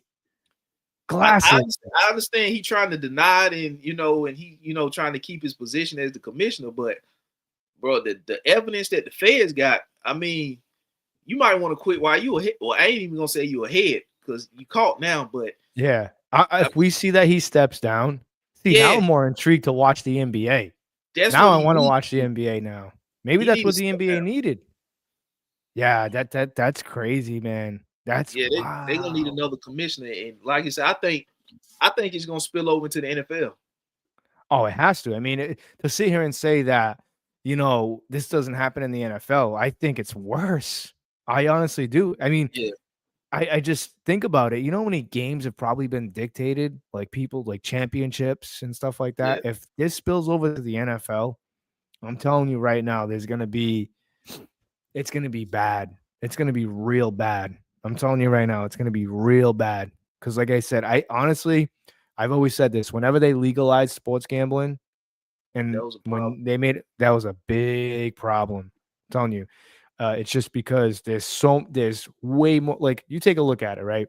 Back in the day before DraftKings and, FanDuel and MyBookie or whatever it is that people gamble on, right? You couldn't gamble before. Obviously, if you had a bookie, you could, place a bet. People were doing that. But the amount of money right now, you take a look at it right now, like me, I'll play $10. I'll play $10, and there's how many people watch the NFL? What is it, like something crazy, like 21 million people or something like that? Crazy like that, 20 plus All million. right. So let's just say 5 million people are betting, or 10 million people. So, and there's people betting stupid money, $5,000. I'm here, average Joe just spending $10. Right. There's a lot of money involved in sports gambling. That's why I'm telling you, I would not be surprised. You know what? Me and you are going to do a show on this NBA stuff. I think we need to start investigating this a little bit and start talking about it because, wow, dude, glasses, X-ray glasses. That's insane. Bro. Because the dude, Pablo Torre, so far what he's been reporting, he ain't been wrong. Everything he been reporting has been like spot on. Like he broke the investigation about Steve Ballmer, who is the LA Clippers owner. He broke that investigation about how they created a fake company to pay Kawhi Leonard under the table to get around the salary cap rules. He broke that. And so far, this is bad. So far, he ain't been wrong with the information he's been reporting. Like, that's he ain't crazy. Like, he's spot on. Like, they ain't even really addressed that situation. And now you got feds that bust the NBA with like former players and Chauncey Billups was a coach in NBA. Yeah. So I'm just curious to see. I'm curious to see what other names are going to come out now. See, now I'm going to start watching the NBA. Oh, you gonna now I'm intrigued. I'm intrigued by the NBA now. You're gonna be so surprised. I don't even think it's really like a lot of these new guys coming in. I think it's gonna be more of like the big name guys that's like in the prime or slightly past the prime of their career. I don't think it's nobody. I don't think it's gonna be nobody that's been in the league within the past 3 years. I think it's older guys that you're gonna be surprised to hear names from. Yeah, because a lot of the younger cats, I don't think they really indulge in this stuff. I think a lot of it, I would want to say like maybe 95% of them are gamers and stuff like that. I mean, they're not really gambling their money like that. And I don't think they're really getting into that type of stuff. I think you're right about that. You know, Yeah. I got to talk to Jamie because he went to law school. He did all the lawyer and stuff. Got Oh to get him man, on the show. We gotta talk about this. We got to can make an you episode. imagine like how much money is gonna be involved when you got like Oh my, DraftKings, FanDuels, and like to your point, all the people that was betting on DraftKings, FanDuels, and all these different betting sites. How many people lost money because they were, taking bets on the NBA who were betting on unders and doing illegal stuff like that? damn man, I knew I should have betted on the NBA. God, I mean, Part of that lawsuit, man. like it's Yeah, gonna have they're to gonna get. It's gonna get lawsuit. ugly, bro. It's gonna get ugly. It's gonna get You know how ugly, big guys. of a class action lawsuit that's gonna be? Oh God, yeah. Yeah, That's people are gonna lose their livelihoods over this stuff. It's gonna be bad. Guys, I know we went off topic here, but I mean, yeah. this is crazy. Like, see what happens when your phone breaks and you're kind of outside of out, you miss a Oh few man. things. Wow. Like I Oh said, I heard about it. I heard people talking at the barbershop about it. I dabbled a little bit with it. Because I did hear a little bit, but I didn't think it was that serious. I didn't think it was oh like man. to this extent with x-ray glasses. This is like Oh man. crazy nonsense. This is insane. When I find it, Wow. I'm gonna shoot it to you so you can check it out. I'm like, oh man. Like, yeah. This is nuts. Wow. X-ray I gotta look into this now. All right, man. I'm gonna wrap up in a little bit. What do you got going on, man? Man, not much. We just still on IG bringing, like you said, I'm the I guess the sports center, the ESPN type of guy in the That's right, morning, man. Although So I don't have it, I didn't have it this morning, and I'm not gonna have it tomorrow because unfortunately, this phone situation is kind of pissing me off. I mean, I'll tell you one thing: the little things that you try to do just ain't there anymore. It's you get what yeah, I'm saying? Like something so simple. So I work an hour and 20 minutes away from my house. And I'm trying to find like the closest Apple store. I'm like, oh, can't do that. So I go on the Escalade to sit there and like, that navigation system is so yeah, slow. And I'm just like, and I don't have Apple CarPlay. That was the year I just missed it that year. before the year. Yeah, because it's a 2015 Escalade. They started doing them in the 2016 Escalades. And I was just like, I don't even know where to go. I know how to get home. But like, Yeah, I'm not driving all the way to Providence because that's going to add for me to get to where from there to there just for Apple to say, oh, we don't have any appointments left because I can't make any calls. Like it was crazy, yeah, man. It's just you feel kind of like out of touch with the world, like you're lost. yeah, you Like do. Like it's my crazy. phone, It's a real thing. It's because it's my phone wild. was like on I think it's like SMS mode or something like that. Yeah. So basically I had the phone and I couldn't do nothing with it. I couldn't get on That's social funny. media, because when nothing up, I could get on, but it would be something posted from 5 hours ago. It wouldn't be nothing updated. Nothing was updated. Yeah. Nah, nothing. Like I couldn't make Yeah. calls, I couldn't receive calls, like I couldn't send a text message. When somebody sent me a text message, I wouldn't even get it right when they sent it. It'll be like an hour later, 2 hours later. So Well, that's what I'm afraid of right now because, like I said, once I get the phone back, as soon as I turn that thing on, it's just gonna be yep, nonstop. Because for nonstop. some Yeah, reason, I can't. If I text somebody through the MacBook Pro, I can get it. But if someone's trying to text me for some reason, I guess because my phone is not, I don't know, something's up. I can't get anything, man. That's why I'm worried because, like I said, it's gonna be insane. All right, man. Let everybody know where they can find you. I got your stuff right up there for everybody to see. How come it's yeah. like that? X is damn you too. IG damn underscore YouTube underscore sports talk. Same thing, damn you too sports talk on YouTube. Videos posted on YouTube. Daily content posted on IG. Like I said, the podcast is definitely in the works. All right, man. Like I said, if you guys need anything with that, you need any inputs or stuff, let me know. All right, appreciate it. Will do. All right, man. Hit me up Monday. I'll join you guys on Monday if you guys are doing a show. Okay. When I get some more information, I'll just keep shooting it to you. But I'm gonna go back and try to find them that video. Yeah.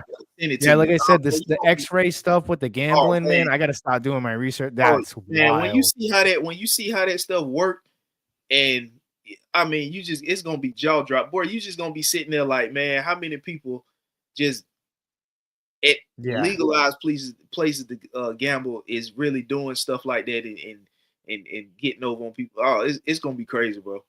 It's crazy. That's insane. All right, man. I'll talk to you. All right, now. Appreciate it. No problem. Ralph from Damn You2 Sports Talk, man. Like I said, make sure you guys go and follow him. So as right now, I'm going to bring in a guest.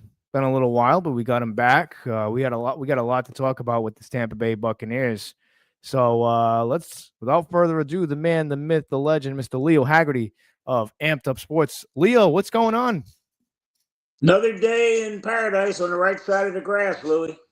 That's right. That's right. Can't complain. What's going on, Leo? What do you got? What have you been up to? Well, I'll tell you what I did. I started on Wednesdays doing what I call my, team's top 10 all time. So I did the Packers last week, and I said, man, this is tough. They got a lot of them. Well, guess what? I did the Bears today. Louis, I limited it down to top 10 plus 3 honorable mentions. So I call it the Baker's dozen, okay? I have a criteria. You got to have played for the team 7 years and been in the Hall of Fame. Well, guess what? Mike Ditka doesn't even qualify. He played for the Bears 6 years, that's Mr. Bear. Oh, yeah. And when I got done, Louis, honest to God, there were 26 Hall of Fame players that have played at least 7 years for the Bears. I mean, I had to leave off Steve McMichael. I had to leave off Dan Hampton. I'm going, whoa. But their top, you got to look at this. You got to see it because their top 10, it's unheard. In fact, the 13 that didn't make it are pretty darn good. That's for sure. Yeah. That must have been a tough list to make, though, because the Bears have had some legends go through there. Well, I did the Lions. I got the Vikings coming up, and that shouldn't be so bad because they didn't come till we're going back to 1932. Oh, yeah, this is the early. With the Bears. Yeah. I mean, hey, Red Grange. Jeez. And George Halas only qualified because he was a player coach for 7 years. Wow. So yeah, there's a lot of history there. But I mean, you got Dick Butkus, you got Bronco Nagurski, you got Mike Singletary. Yep. All right. Who do you think was the number one guy? I'll bet you have the guy I got 2, but I didn't have it. 1 and 2. Who do you think it was? I'll give you a clue. Running backs. Walter Payton. I had him as 2. Number 1. The Kansas Rocket. Okay. What about Dale Sayers? Where would you rank Brian Urlacher on that list? I had Urlacher, I think 5 or 6. Okay, 5 or 6. It was it was a tough list. I mean, Peanut Tillman too, man. The Peanut Punch. Remember him? Who now? Peanut Tillman. Remember him, the cornerback for the Bears? He invented the Peanut Punch. He's actually an FBI agent now. Oh, wow. Yeah, he's actually an FBI agent. Jamie actually had a really good story that he broke. I think it was the beginning of last year, where Peanut Tillman actually, I think he was part of the raid with the Chicago Bears. One of the assistant coaches was never to be heard of ever again. Wow. He just picked up his stuff. Interesting story. Ralph was just on. We got off topic. We started talking about the NBA and the FBI raids and stuff like that. Wow. That's insane what's going on with that. I mean, but nobody really.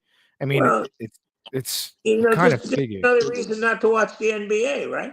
Yeah, I think it's only a matter of time before they get to the NFL. That's where well. I mean, with all the calls going on lately, Louis, let's be honest. Every other commercial is about gambling, and you expect someone not to do this?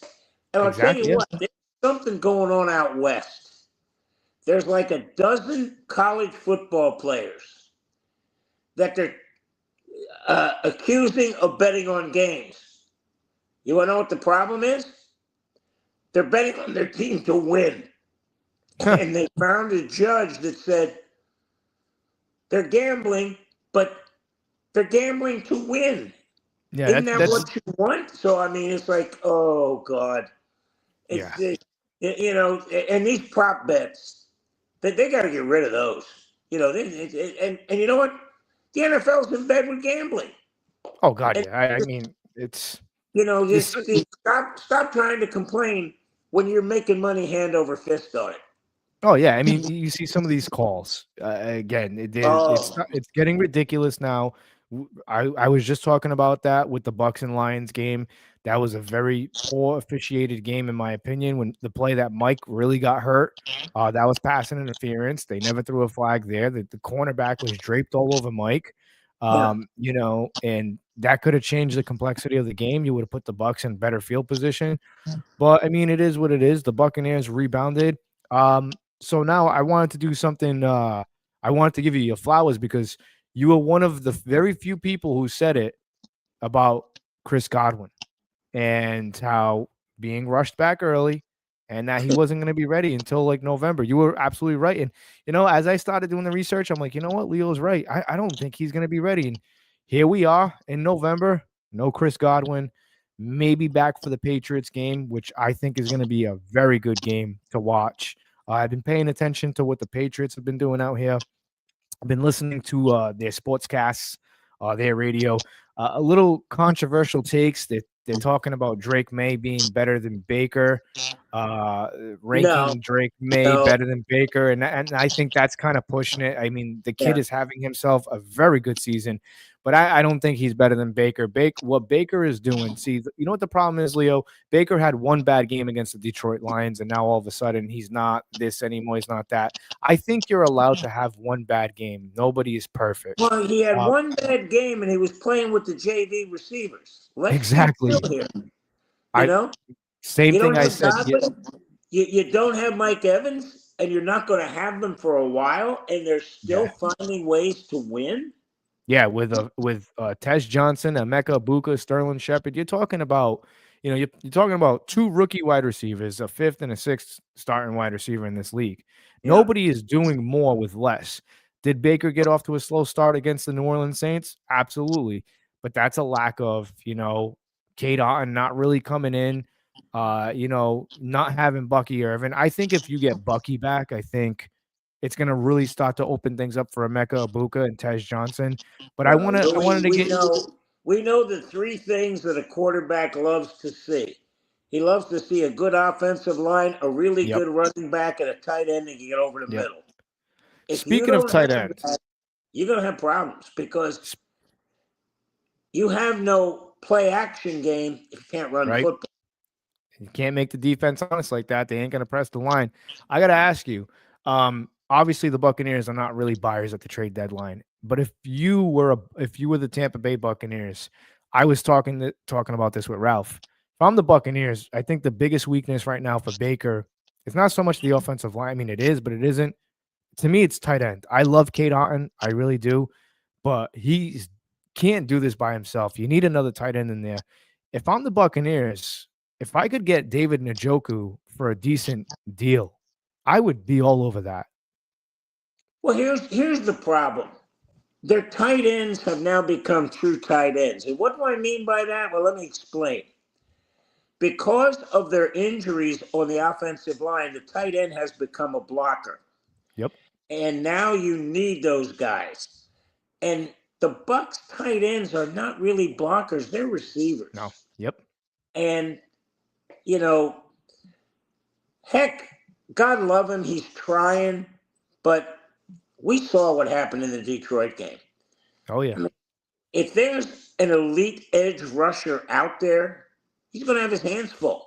Mm-hmm. And you're going to have to put a tight end out there to help. You're going to have to put it back to Chip, whatever.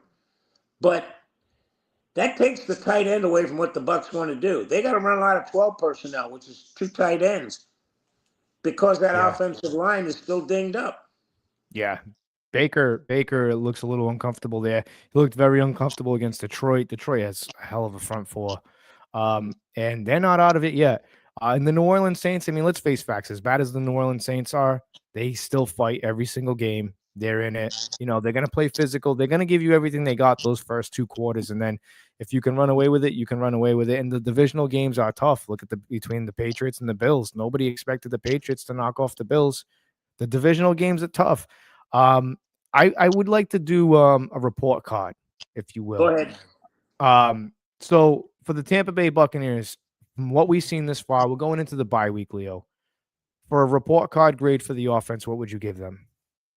A-. A-. So Yeah. I gave them a strong B+ just because of, the slow starts. And I love the fact that the Buccaneers offense is so resilient. But one thing I kept on saying is I love the fourth quarter comebacks, but you can't keep living on the edge like that. Yeah. And I gave them the B+ because of the slow starts. I feel like if this team could really start off quick, get some points on the board early on in the first quarter, you would see I think you would see more points on the board. The defense is playing phenomenal. What would you grade the defense? What grade would you give the defense? Because this is something that a lot of people are still upset about, and I don't know why. But what would you give the defense for a grade? I'd give them a strong B. Strong B? Only because if you look at the two teams they lost to, those are the teams they're going to have to beat in February. Right. The Eagles and the Lions. Yep. I mean, they're playing well against the other team. And I'll tell you what, going out to Seattle and winning, that's a really big win when you look at it right now. Oh, yeah. I mean, they found they could win shootout games, and they found they could win defensive battles. And Seattle was a shootout, for sure. Oh, yeah. That was a really good game. I actually enjoyed watching that game. That was a game that had me on the edge, and you got to see two of the youngest premier rookie wide receivers really go off and do their thing. For me, Ibuka is from there. Yeah. Yeah, he's a special kid. Yeah. Oh, yeah. Right. He's around a special the kid. Yeah.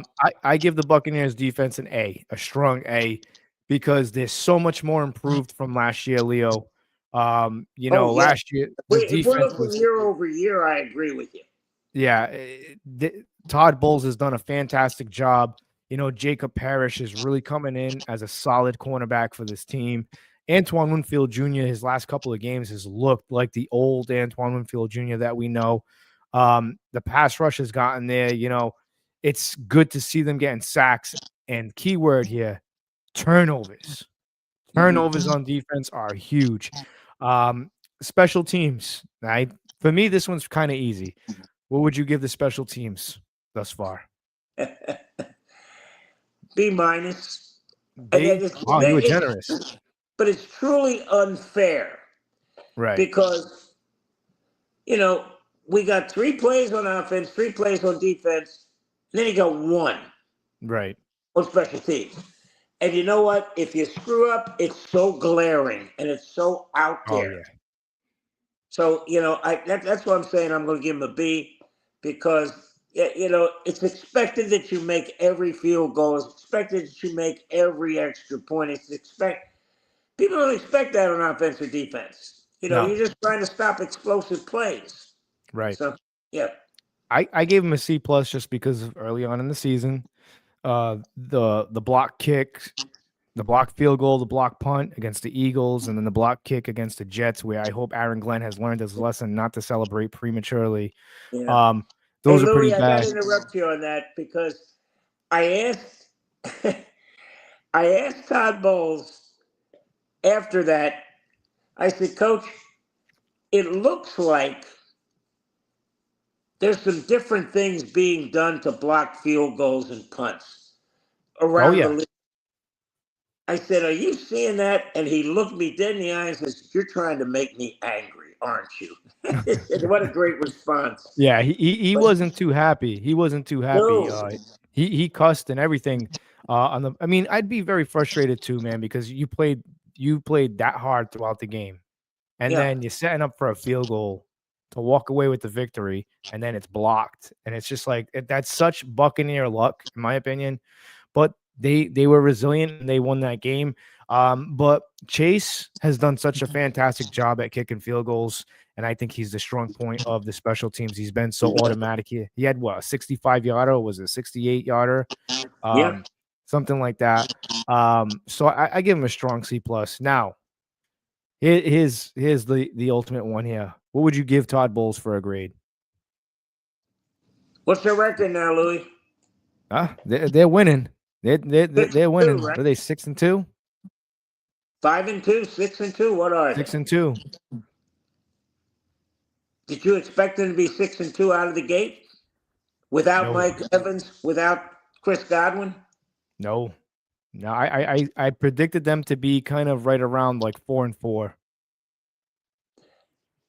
I would give him a very, very strong B+. Oh, okay. There's some things that are happening that you really can't blame him. Right. But, and again, I'm going to go back to the officiating. Some of the things you just wonder, what the heck is going on? And he's a little bit late on pulling the trigger on challenges. Yes. And I don't blame him right now because it's kind of crazy with what's going on. And I'm going to digress here for a little bit. Do you think it's time for the NFL to make officials full-time? So I had JP Peterson on a couple of weeks back, and we were talking about this. And I said, JP, I think it's time that these officials stop working for the NFL. And I don't want to hear that they can't do it, because they can do it. They can pay these guys full-time in the off season, and whatever rules that they are implementing on changing, these guys should be watching film. They should be doing everything, because at the end of the day, they determine football games. I agree 150,000%. These officials should be on full time all year long, because there's too many questionable calls. There's too many things going on that, like a double review against the Lions. Leo, 31 seasons I've been watching this football team, and I thought the Burt Emanuel catch was the worst thing that happened to us. But I'll tell you what, that double review was probably right up there in my top 5 for some of the worst calls I've ever seen against the Buccaneers team. I've never heard of that in my life. And I started watching, I was born in 87. I started watching football around 94. I've been watching football a long time. I've never seen that in my life. You've been watching it a lot longer than I have. Have you ever seen anything like that? Well, I'll tell you what, Burt Emanuel, that was a catch. It's going to stay as the worst call in the history of the Buccaneers. Well, we talked about that. The NFL didn't want to see the Buccaneers win a Super Bowl 11-6. No, they didn't even want to see the Bucs being in a Super Bowl 11-6. Yep. Yeah. But it's kind of crazy when you think about this, that a guy sits there and he's a school teacher, he's a lawyer, or he's an entrepreneur. Then on Sunday he becomes a referee. It's gotten to a point now. These guys are going to have to be full-time. They're going to have to be able to go out, on a Wednesday and a Thursday. They should be out at a practice facility. Yep. Wednesday and Thursday. Out there, refereeing, learning, finding out, being out there, seeing what's going on. The fact that these guys can just show up on a Sunday and they're making a good piece of change out there. The NFL's playing, but it's time to get these guys on board full time, because you want me to grade the officiating? How about a D minus? Yeah, I'm right up there with you. It's just been horrific at watching these things that are going on. I mean, did you watch the Green Bay Pittsburgh game when 2 Green Bay guys were in the backfield and no offsides call? I mean, how can you miss that? They altered some calls with the Giants and Eagles. Oh God, it was just terrible. Whistles blowing. I mean, it was crazy. They did it again with the Saints and Buccaneers. I didn't hear a whistle when Antoine Winfield ripped that ball out and ran it back. Oh, the whistle. This is becoming. It's too much. It's ruining the game. It is. It's too much. So the Buccaneers are going on to this bye week, Leo. A much needed bye week. It came at the perfect time. I think we can agree on that. Hopefully they can get some key guys back. But I'll tell you what, man, They have a big matchup coming up against a young Patriots team, a Drake May coming in there. I don't want to dive too deep into there because I need some content for next week to talk about. But what's your take on this guy, Drake May? Because I've been saying for a while now, even since last year, that class that came in with the Jaden Daniels, the Bo Nix, the Caleb Williams, Drake Mays, everybody was very high on, Jaden Daniels, which I completely understand. He's very exciting to watch. And then, Caleb Williams, we're still trying to figure him out. I was kind of like the oddball out. I said, hey, wait a minute. You guys are missing Drake May. This kid, you give him a year. Out of everybody in that draft class, I think longevity, he's going to be the better quarterback out of all of them. What's your take on Drake May? And do you think that he's going to be the better quarterback that comes out of that draft class? What's the best thing that happened to Drake May, Louis? The best thing Mike that happened to Drake? Vrabel. Yeah, tough coach. All of a sudden, you had a coach that has a commitment to the organization, has a pride to the organization, and he is a no-nonsense guy. Oh, yeah. Your pastor couldn't sit around in his practice because every other word is the F-bomb. Oh, God, yeah. And I mean every other word. And he'll get into it. He'll get into the scrums, too. Yeah. He don't care. No. He'll get into it. Yep. He's not afraid to dress a guy down on the practice field during the game. But I'll tell you what. They know exactly what they're getting with Mike Vrabel.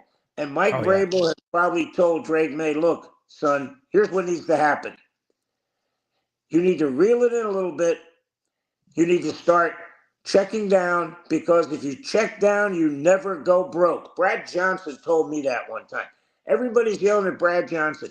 You're not throwing the ball down if you're not throwing. Just hit it to the guy short and let him run. I think the other day they had some stat. I can't remember what game it was, but it was like 350 yards and 240 of it were yak. I'm going. It may have been the Green Bay game. Yeah, I think it was the Green Bay game.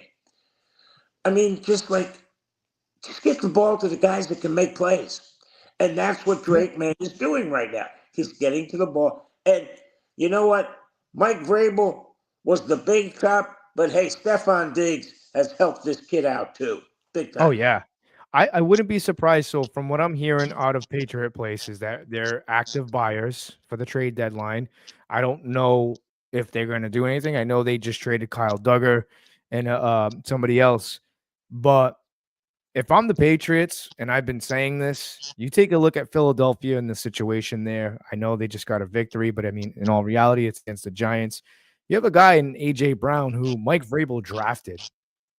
If I'm the New England Patriots, you just got to win over the Buffalo Bills. You lead the division now.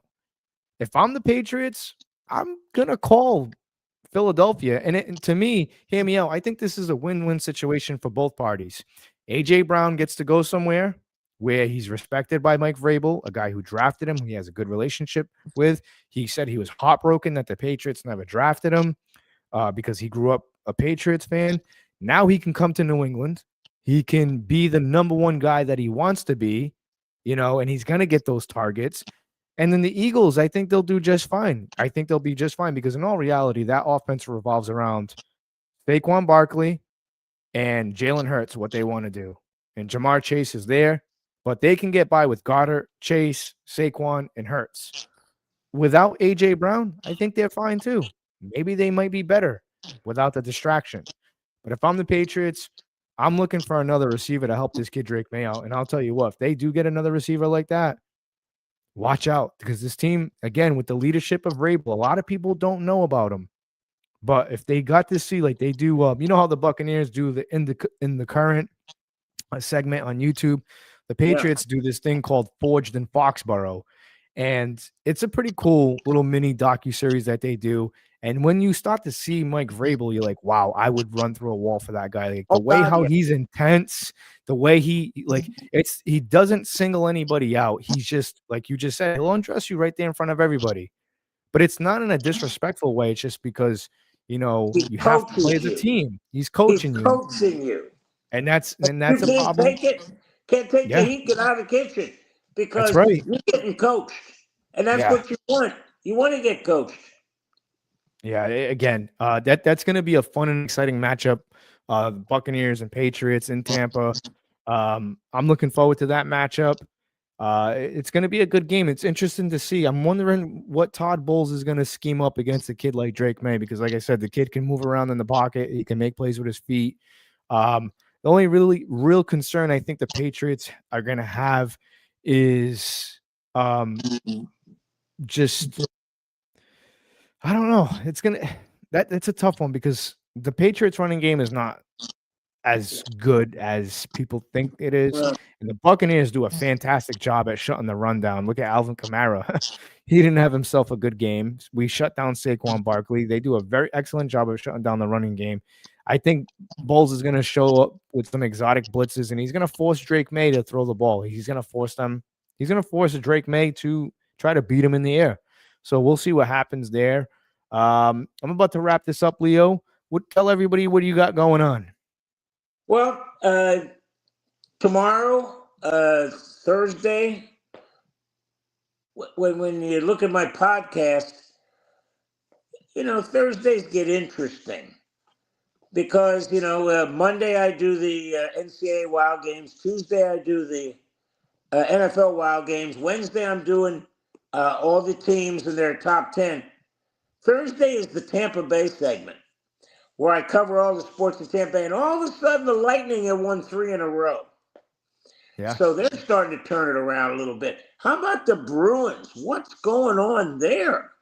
They're dead last. Wow. It's Amazing. early. It's very early in the season. Like I said, it's not just the Bruins, man. It's you look at the Celtics. They're not doing so hot neither. And then they got it's just I don't know, Boston sports right now.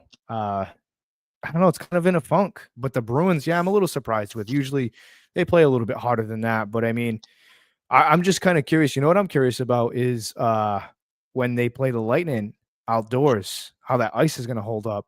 Yeah. Curious to see what goes into that. I can only imagine what the ticket prices are going to be for that game. But if you see right there in the middle of the screen there, Leo, I got all your credentials right there where everybody can There it find you. is. You got There it, is right Bubba. there. Yeah, All go right, to Leo. YouTube. We post daily. My column, I post some videos that I got. And starting next week, Louis, it's really going to get wild because we have USF basketball starting. Football still around. Yeah, they lost a tough one at Memphis, but they're still in the conversation because Memphis has to play Navy and they got to play Tulane. Right. So if the Bulls run the table and end up with one loss, they'll probably end up playing somebody in the American Conference championship game. And the winner, I think, from that will go to the college football playoff. That'd be pretty cool to see. Yeah. Because nobody expected to see the Bulls do what they're doing this year. I had them for 9 wins. I didn't see them beating Florida. That was a big feather in their cap. But I'll tell you what, the fact that they had to play 2 back-to-back Friday night games and then went to Memphis on a Saturday. Now they got a bye week and they got to play San Antonio on Thursday. And I mean, football is not the hardest thing to do is to change your plan. And I asked Todd Bowles, I said, Coach, you played a Sunday night game, Monday night. Now you got to go Sunday, short week, all that and the other thing. Said, does it affect coaches or players or both? He said, more the coaches. He goes, but anything is better than a Thursday night game. I don't like those Thursday night games. I think there's something about Thursday night. It's just Thursday night football should be exclusively to Thanksgiving, and that's it. That's it. Louis, can I tell you how to fix this? And I can't believe the NFLPA hasn't demanded it. What's that? Both teams that are playing Thursday night, they get a bye week beforehand. I can concur with that. I think that's fair because that's tough. You got 10 days to get ready for that. Then you got 10 days to prepare for the next one. The Yeah. fact, and if you look at the records, the team that travels is always going to be the one that's probably going to lose. Yeah. But here's the best part. You know what the real rumor is around is that the players love the Thursday night games. You know why? Why is that? They don't have to practice all week. Oh, that's true. I mean, I guess it's give and take, but still, I've never been a fan of the Thursday night games, especially like late in the season, Okay. because it's crucial because you have a team that's banged up, and then you have to go on the road on short notice, and it's like the And recipe. Louis, they consider this until December a throwaway game. Yeah, If we lose it, so what? And that's the problem. That's the way it is mentally right now. If we lose it, so what? But come December, that changes when you get to yeah. the last 4 or 5 games. Speaking With of Thursday. December, I'll be down there in December for the Sports Collectors Expo. I'm going to be doing that. All right. The 5th, 6th, and 7th, I believe it is. My dates are all messed up. But I'm going to be out there that time, and then my birthday is the 11th, and I'll be there for the Buccaneers and Falcons Thursday night game, creamsicle game. So go figure. The first time I get to, When are you getting in? I'm going to be in Wednesday night or Thursday morning. So like I think it's December If you get 4th. in early enough Wednesday, the ReliantQuest Bowl will have their signing party Thursday. Oh wow. No, not Thursday, Wednesday, because the Bucks are playing Thursday. So if you get in before 5 o'clock, let Oh me no, know. I'll be there. I'll be there because I was originally gonna just go down there for my birthday for the Thursday night game for the Bucks and Falcons, but Right. then the Sports Expo is the 5th, 6th, and 7th, I believe. So I just decided to stay because my birthday's on the 11th. I decided to stay like a week and a half out there. I got Oh, to pick okay. up. Yeah, so I'll be out there for that. I'll be I'll out there make for that. sure you can go to the press conference with me and see Oh, how we play with these SEC and Big Ten coaches. oh, that'd be amazing. Like I said, because like I said, I'm thinking about stuff to do when I'm out there because I'm gonna be out there for 12 days. Because the wife, I'm not gonna be able to pick her up until that Wednesday. So I'm just like, I don't know what I'm gonna do here. Like I have all this time to myself, and I'm like, what am I gonna do?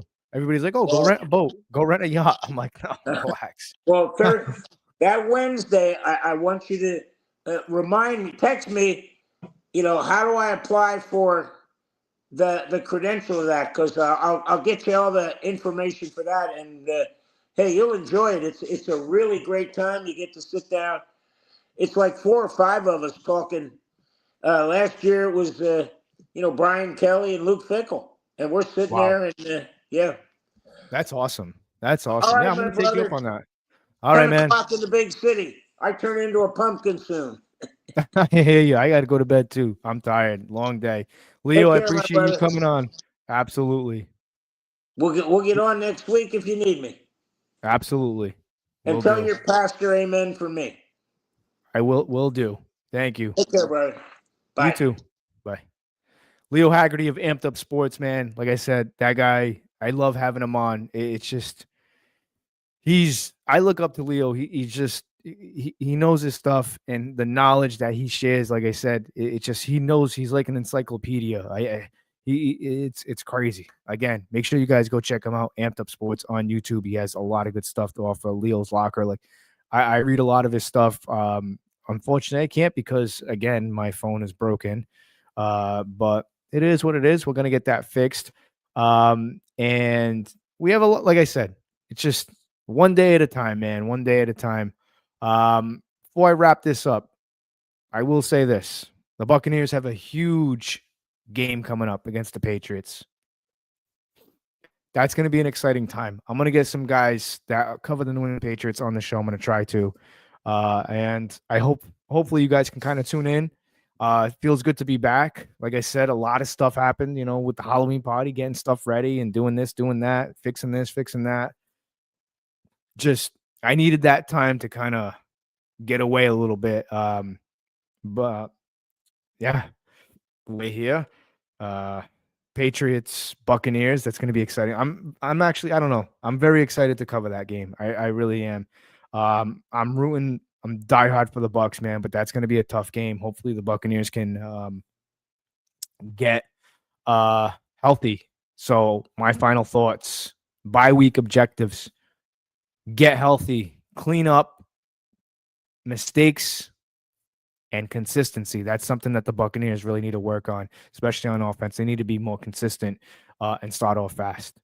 Now we got the Patriots after the bye week. That's going to be fun. It's going to be entertaining. I'm sure I'm going to get some guys in here to talk about the New England Patriots. It's going to be a long show. Probably going to be covering that game all week long. Leading up to it, I'm actually going to be doing a couple of shows. So, guys, stay tuned. Thank you guys for staying up this late. Appreciate it. If you're just joining us, show's over. Should have been here at 8 o'clock. You're late. You're late. But the good thing is you can like and subscribe to the Frozen Pirate Podcast on YouTube. Like I said, we're doing a lot of cool things. Catch me at the Sports Expo. That's going to be fun. As always, guys, put God first. God bless. Respect each other. Love one another. Don't harbor hatred in your heart. It's walking around with a backpack full of dog poop. You don't want to do that, man. Just do the right thing and put God first. And the rest will take care of itself. As always, guys, fire the cannons. Go Bucks. Be safe.